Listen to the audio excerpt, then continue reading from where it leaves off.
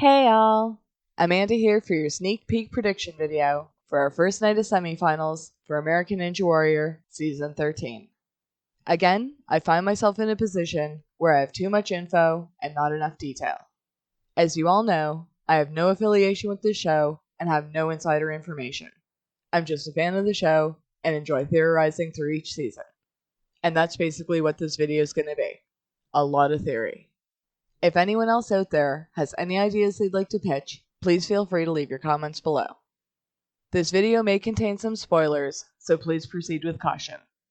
And remember, I could always be wrong with the info I'm trying to provide, so take these videos with a grain of salt. As things stand now, we have a total of 159 competitors heading to the semifinals, with 25 of those athletes being female. From what I've heard, the top 15 athletes each episode will advance to Vegas. I've also heard that this year, the top 3 women will also advance. I thought it used to go from the top 5 to the top 2 in years past, but I could be wrong. With this much chaos, things tend to get blurry. The top 2 fastest athletes per night will also run a new power tower, and the winner earns a safety pass. A safety pass will ensure that if the owner of the pass goes down anywhere on Stage 1 or Stage 2 of the 4-stage Vegas finals, they will get a second chance to run that course again. Ironically, the only person who did not have to redeem their safety pass Season 11 was Michael Torres, who went out stunningly early and will not be in the semifinals. I would love to predict some of the athletes headed to Vegas, but I have no idea how many athletes will run per night or how each episode's runners will be determined. My best guess is that we'll have approximately 40 runs per night, with at least 6 of those athletes being female. I know the math isn't perfect, but it's the closest I could get. I do have a theory that no matter how many times I try to explain to others, is still super confusing, and is probably wrong, but I will attempt to break down my thinking shortly. But first, just like our ninjas, we have to make it through this 10-obstacle course. We have some more brand new obstacles, as well as some classics returning. I have a feeling there are going to be some twists coming up too.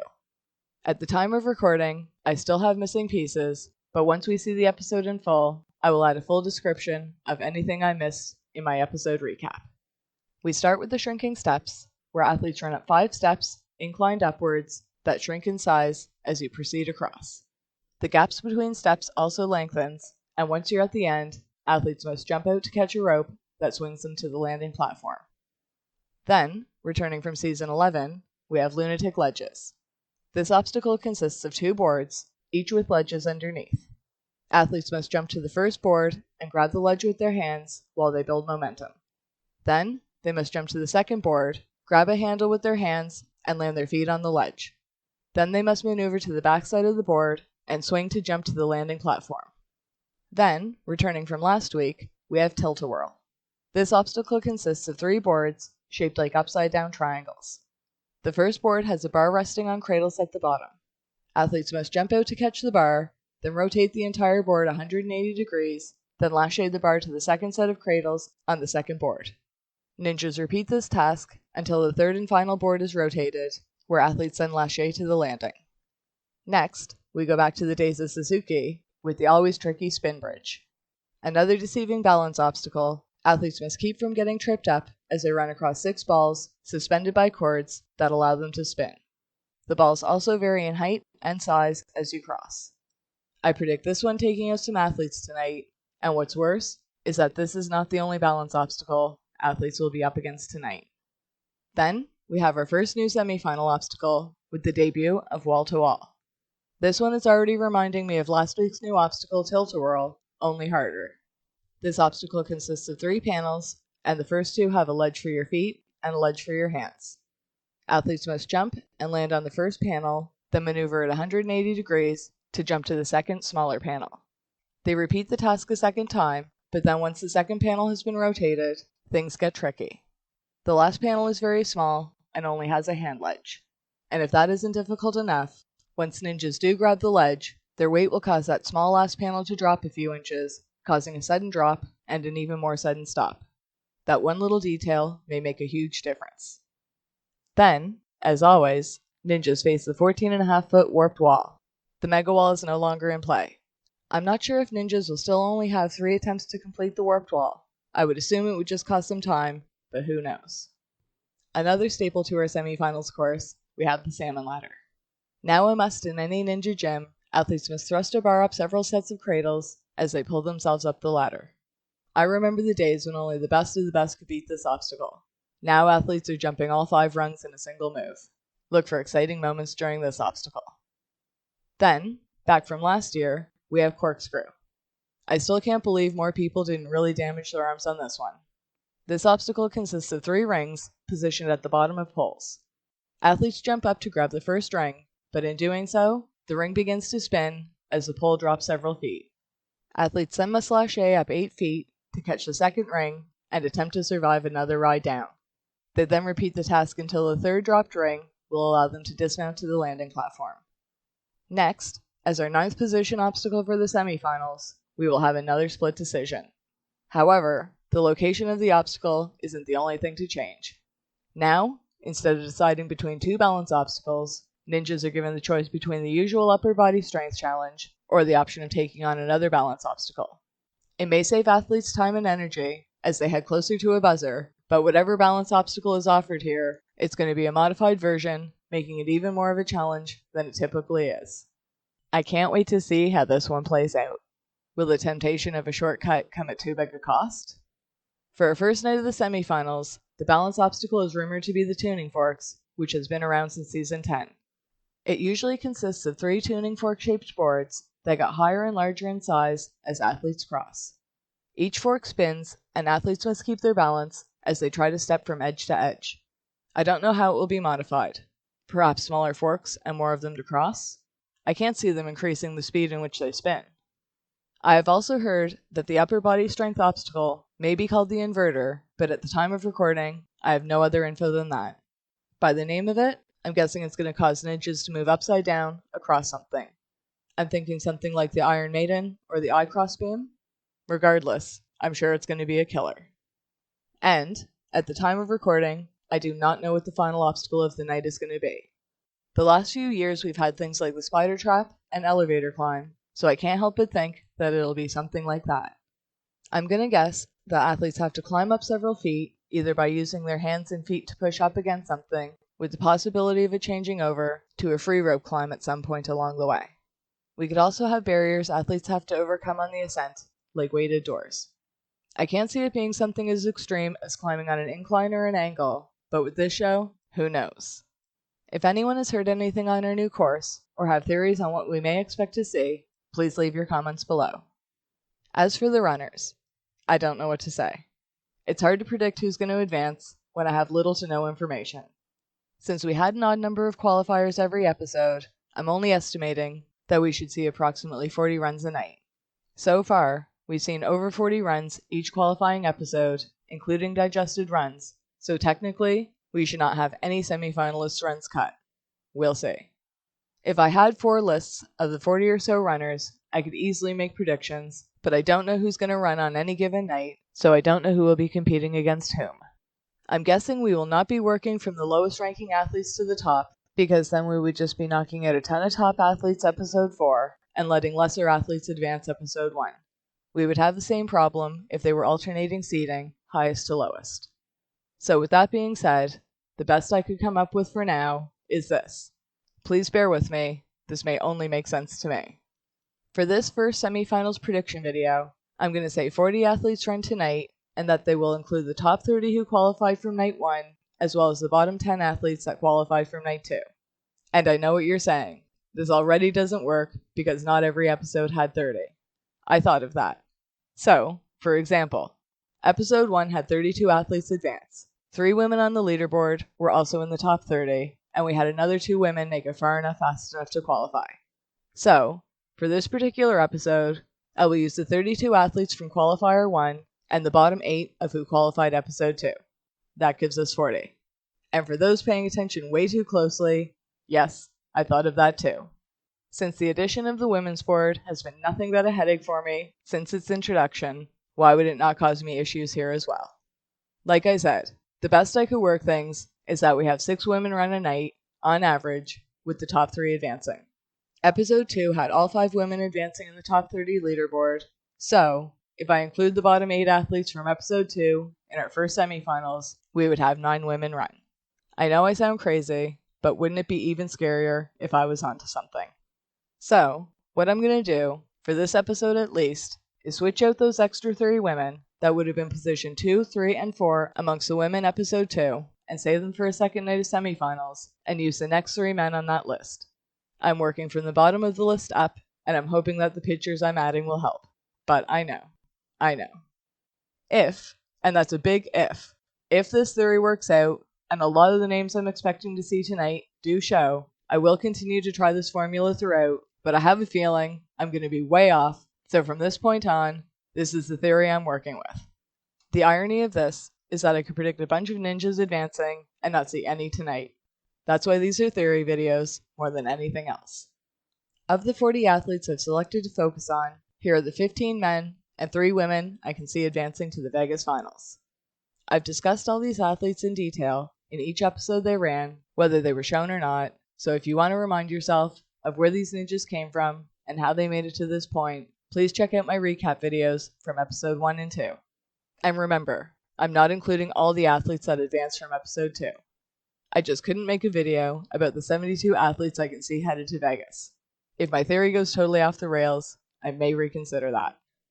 So, with that said, from my last picks to my top, we have Will Schlageter, who made his debut last year after being invited by Joe Moravsky.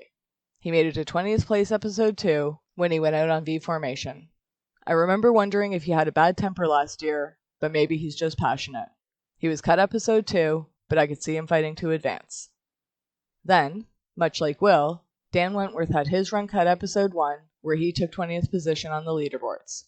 This is his rookie year, but he has a background in UNX, the first professional ninja sporting league. I'm interested to see his run in full. I could also see Brian Burkhart advancing. He's returning for his 4th season and took 9th place episode 1, though his run was cut. Alex Blick took 10th position episode 1 and had his 3rd season run cut. I would be interested to see his run too, and though I know very little on him, I would not be surprised to see him on that list. I think Abel Gonzalez has a great shot at advancing. His run was digested during his 8th season, but if it wasn't for his slight miscalculation, I think he would have hit a buzzer episode 1. He did take 24th position, but I know he can do much better than that. Jeremy Clark is another ninja I vaguely remember, but he painted a lovely picture of our hosts and fought hard throughout his digested run to land 23rd position. I could see him making the top 15. And although Nate Pardo had his rookie run digested, episode 1, he did compete in the juniors version of the show, and from what we saw, he was fast and strong, and took 6th spot on the leaderboards. Not only do I think he'll advance, but I also think he'll be one to watch in the future. I'm hopeful for 20-year-old Isaiah Wakeham too. He was not listed as a rookie, but I do not remember his history with the show. He trains with his sister, who was a rookie this year, and he competes in UNX. Both siblings advanced, and Isaiah took 13th position. Jonathan Godbout is another team competitor that came from the juniors. At 16, he looked fast and confident, and showed he could keep a presence of mind when he hit a snag. He struggled with hooking the ring when jumping up V formation, and showed the stamina of his youth by hitting his first buzzer. Although I'm not familiar with this young ninja, I almost expect to see his name on the leaderboard. He took 5th place episode 1, where he was heavily promoted. And I'm hoping that 7-time veteran and silver medal gymnast Jonathan Horton just had a bad qualifying run. He only made it to the 4th obstacle, episode 1, but did manage to take 28th spot. Again, I'm not overly familiar with this ninja, but I do remember him being around for years. I'm sure he has the skill for these courses, I'm just wondering if his previous runs get cut often. And of course, I'm hoping 8-time vet Sam San advances to Vegas. Maybe it's his gentle demeanor, but his presence on the show just gives a feeling of importance and honor to me. I really hope he does well. And now, for my top 5 picks, based on this crazy list I made up, I fully expect all of these names to be on the top of the leaderboards, and if they aren't, I would guess that something went horribly wrong. I was really disappointed to see 6-time vet Jody Avila have his qualifying run digested, but as I've said already, for the elite runners to have their qualifiers cut, it must only be because they're givens to advance and will be highlighted when they rip it up in the semifinals. He took 3rd spot episode 1, and I can see him being on the top of the leaderboards, regardless of when he runs. Elijah Browning is a 16-year-old rookie who has been dreaming of competing since he was 5. He was another young athlete to appear on the juniors version of the show. He was strong and fast through the course and took the second fastest time of the night, episode 1. He may be a contender for the Power Tower Showdown. And Isaiah Thomas, who's an even younger rookie, took the top time episode 1 and just made the age requirement for this season at 15. Isaiah competed in the juniors season 2, where he earned the nickname Flyboy. I think he's going to be another one to watch in the future. And even though a stunning error in judgment cost Daniel Gill from hitting a buzzer, no fan of the show would ever count him out. Usually one of the last athletes standing in any competition, I just know Daniel is looking for redemption after hitting the water episode 1. He only landed 7th place amongst those who made it far enough fast enough, but I know he'll be heading to Vegas yet again, and definitely see him as one of the people facing off in the Power Tower for a shot at the safety pass. Though he's usually so consistent, I doubt he'll need it, but still, in a show where anything can happen, and usually does, that safety pass is going to make any ninja breathe a little easier. We have a new version of the Power Tower for the semifinals, but I can see it being similar to other years, with obstacles slightly modified. I predict Daniel Gill and possibly Jody Avila to face off, but also have a feeling that the teens are going to make things interesting every episode from here on out. Elijah Browning and Isaiah Thomas could also be contenders. As for the women, out of the 6 women I'm guessing may run in our first semifinal episode, I think Lindsay Eskilsson has a good shot at advancing. Returning after a 2-year absence, she looked super strong on the chorus episode 1 and was one of only 3 women that night to land in the top 30 leaderboard, taking 25th place overall. I can also see 17-year-old Isabella Wakeham advancing amongst the top 3 women. Again, this is all depending on the groupings we get for each episode. Isabella competed in the first season of the juniors and has been training for 7 years. She took 15th place overall, episode 1, and second amongst the advancing women. And if you don't want any spoilers, you may want to consider skipping this part. Tiana Weberly was this week's sneak peek run, and though it cut off halfway through to leave a cliffhanger and some of the course hidden, I already saw a picture in an early promo that is leading me to make some assumptions.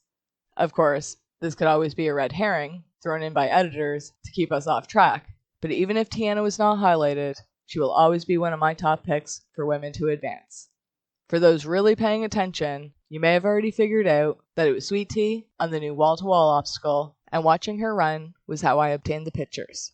Yes, it is slightly spoilerish, which I do tend to try to avoid, but I thought for a sneak peek at the new obstacle, the trade-off was worth it.